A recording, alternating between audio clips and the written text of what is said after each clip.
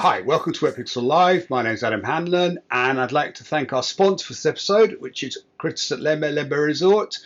We thank you very much for sponsoring the episode, supporting us. Obviously, great place to go for macro photography, Lembe Strait, amazing place. And as always, I'd like to introduce my fellow presenter, Alex Mustard. Hi, Alex. Hey, Adam. Good morning. Good to see you. Good morning. You've stolen my T-shirt. Yeah. No, I was wearing a t-shirt. I was wearing a short t-shirt, and it was too cold, so I put on a Wetpixel t-shirt over the top. Keep you warm. So we thought we'd ask today one of the age-old questions in underwater imaging, and that is, can an underwater photographer be a good buddy? So what do you think, Alex? Good dive buddy. Maybe a good dive buddy. Careful. That's a tricky one. Yeah. So I think I'm going to try and answer that without getting myself into any sort of difficulty with safety. Yeah. By saying that I think an underwater photographer can be a very good buddy, and in fact an ideal buddy to another underwater photographer. Yeah. And I think that's probably the safest way to answer this question. And actually, I think, a bit more seriously, I actually really enjoy diving with other underwater photographers more so than I enjoy diving on my own. I have solo diving qualifications, and I definitely take my self-reliance, as an important thing on a dive. But I much prefer diving with other underwater photographers. I'm certainly not someone who likes to be joined at the hip to another underwater photographer or other diver. But I do enjoy the experience of diving with someone else, and I think my own photos are better when I do. Yeah. First of all, there is the fun aspect that you've got, the pre-dive chat, post-dive chat, and there's two sets of eyes looking for subjects. Yep. But I think practically, you can definitely help. I think first of all, there's diving with other photographers around, say, macro subjects. Yep. You have got far more chance of finding those key subjects if you are working together. And I think it works particularly well when you're working with slightly different lenses, so that, if you find a particular animal that suits the other person, you can call them over and hand something over to them. Also, if you've discussed before dive what the two of you are after, I'm really after this subject, and then you kind of know to let the other person go on that. And then if the subject that you want, they find that, they'll do vice versa. So I think that aspect works really well. On a trip somewhere like in Lembe Resort, where you may be diving with a buddy team with a guide, I think then the rules change a little bit, in that you're dealing with them with a more formal situation, and you probably need to agree a more formal etiquette rules. And I know, the guides will often give some guidance on that, and will certainly try and direct things underwater. But it works best if the photographers have already bought into that system before they go down. Yeah. I think. Oh, sorry. Good. Well, that may be worth it. A quick sort of discussion. Really, I think you were going there as well, Alex. But I think in general the rule is that if the guide has found the subject and brings you onto it, then you need to be aware of the fact that other people, your buddies and other people in your dive team, will probably want to take pictures of that subject as well. So you need to limit your time on that subject appropriately. I think that's pretty much right, isn't it, Alex? Yeah, I think it's. I would suggest that if you're diving in that environment, you should have a sharing attitude. And if you want more time on a subject, it's best to let other people go first. Yeah. I think the rule, that you're talking about is, people often say, well, if the guide has found it, then it's up to the guide will share it with the whole group and expects all the photographers to do that. If an individual has found it, then it's kind of fair game for them to hog it. I think the downside of that rule is, underwater, you often don't know whether the individual has found it or the guide has found it, because the guide has passed it on to one photographer and is then looking for more subjects. Yeah. And, you arrive there, is that a subject? Is the photographer there photographing this and hogging it because they found it and they have no obligation to share it with you?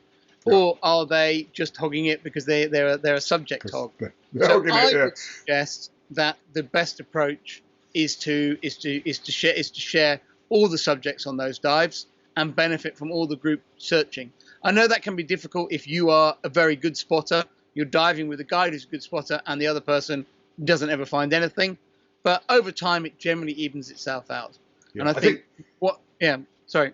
The other thing to do, obviously, if you are when you've got a subject, so often you see people shooting and adjusting settings, for example, strobe positions or whatever, while they're actually on the subject. And I always think that's, take a few pictures with your camera set up as it is. And if you want to change something, back away, assuming, an environment that can, find a rock or something, set it up on there, and then go back in, rather than everyone sitting and waiting while you move your strobe arms around or whatever it is that you're trying to do. So try and be aware of the fact that people are waiting to maximize the actual photography with the subject as opposed to setup. I'm not saying you shouldn't change settings and strobe positions. I think you definitely should, but you don't necessarily need to do those while you're on the subject itself. You can go away, experiment on something. It's not something to come back and do it, and that allows other people then to get in there.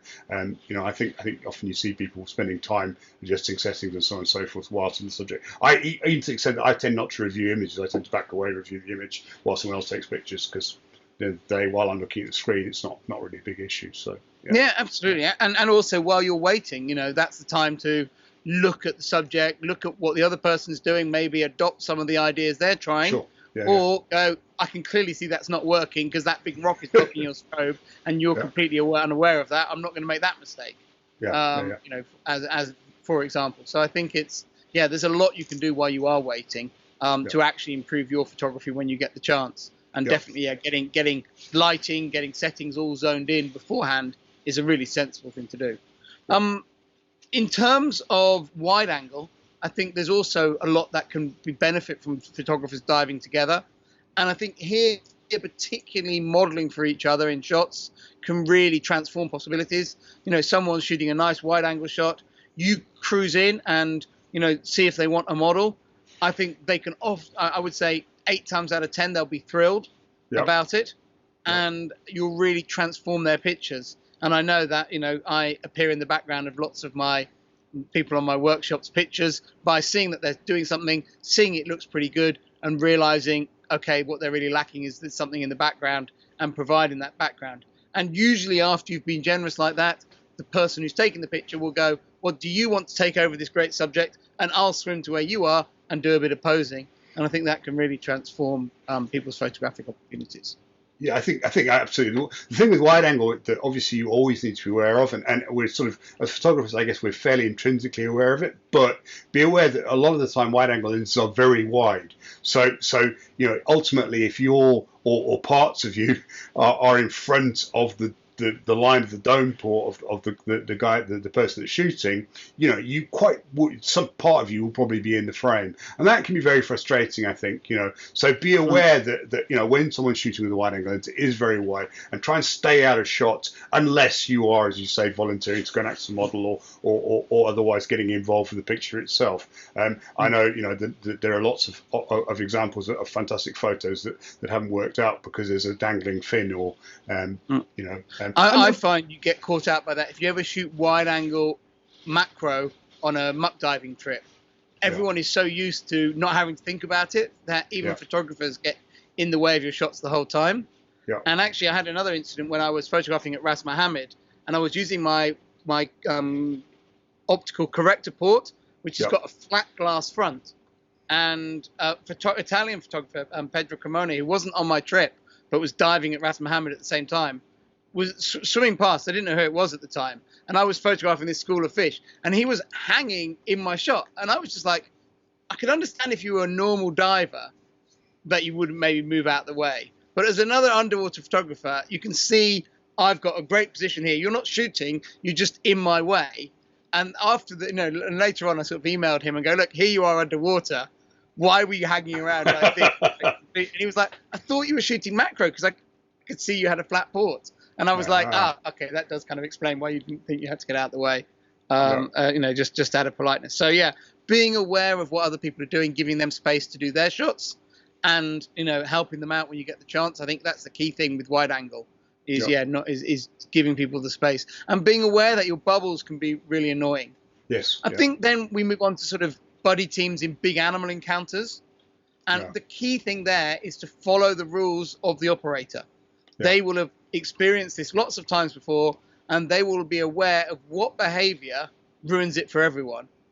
We've all done trips with those photographers who continually ruin it for everyone by breaking those rules, whether it's a manta dive or you're trying to approach sharks or whatever it is. There'll be rules about stay here and let the animals come to us. And there's always going to be someone out there who's the bad underwater photography buddy who can't resist thinking, oh, those rules don't apply to me. I'll just break those rules, and as a result, I'll get good pictures and I'll scare everything off for everyone else. So yeah, I think that's another area where good behavior as a buddy really works. And big animal trips as well. I think it's also really important that particularly with sharks, for example, crocs, having an extra pair of eyes around is always very useful, because you can't be looking in all directions at once. And this is certainly an example where good teamwork can make things both safer and will increase your photographic opportunities just by having that extra 360-degree view of things that you can't get if you're on your own. So I think it's a really good opportunity to sort of figure out with your buddy how you're going to work it, obviously within the rules set up by the operator, and then figure out how to do it. I think it's a really good opportunity, really good example of where having a buddy as an underwater photographer definitely improves your images, for sure. Yeah.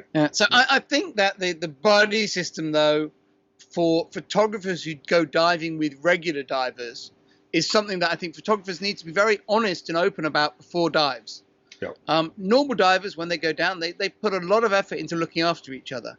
And underwater photographers tend to put a lot of concentration onto their camera. And pretending that doesn't happen is irresponsible, and it's not realistic. So if you are a non-photographer buddy with a photographer, check how much of a buddy that photographer plans to be. And if they decide, they should openly tell you before the dive, I'm not going to be watching you every minute. I'm going to be looking through my camera, searching for subjects, and checking on you every now and again. If you come to me needing help, I will, of course, stop my photography and help you. But I'm not going to be looking out for you the whole time. And I think it's important when photographers dive with each other, or particularly dive with non-photographers who might be expecting a photographer to behave more like a normal diver in that respect, that they need to be honest and say, we're not going to behave that way. And you maybe want to buddy with someone else, or you want to change the way you're planning to dive. Both the photographer or the diver need to change the way they're planning to dive to make this dive work. And it also is something that often non-photographic divers will often want to experience or to travel along a distance of the reef or the environment that you're diving in, whereas as photographers we often want to stay in one place and with the lights right and we've got a nice subject and sit in that subject, and it often creates conflict. Unless you're me, I'm well known for being the biggest swimmer underwater. I always travel a huge distance on any dive.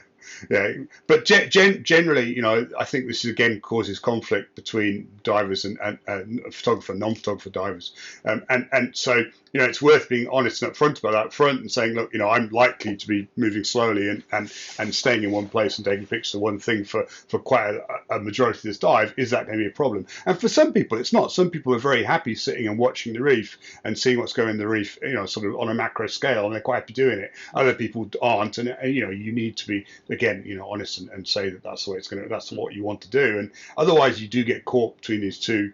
Someone wants to swim on and you want to stay where you are. It becomes a challenge, for sure. Yeah, and what you don't want is a pair of people who said they're going to be buddies above the surface, not behaving in the way underwater. And I think, if someone's carrying a camera, you can predict that they're going to be putting attention on that camera. I think you get into a tricky area when people say, oh, yes, I'll be a great buddy to you, and then you don't see them from that moment on. And it comes down to that pre-dive communication and proper planning and understanding what the way that you're planning to dive on that particular dive. I do think the most productive way is to dive in a group of photographers. I'm certainly most productive in that way because we all have similar goals, but that's not always an option, is it? Wonderful. Thank you, Alex. I really enjoy the experience of diving with other photographers. I mean, when I first started solo diving in the late 90s, I was very addicted to wanting to do everything on my own, and I love the freedom of it. And I still dive with that freedom, but I enjoy that freedom more when I'm going in with another photographer and sharing that experience a lot more, and with an understanding that we're not going to be joined at the hip, but we are kind of diving together, and we're in the same area most of the time. I agree. No, that's certainly my preferred option. So thank you very much, Alex. That's great. I'd like to thank our sponsor again for this episode, which was Lembe Resort, Chris at Lembe. And I'd like to thank you all for watching. Please feel free to add any suggestions about diving on your own or diving with a buddy in the comment section below. I look forward to seeing you again soon. Thank you very much.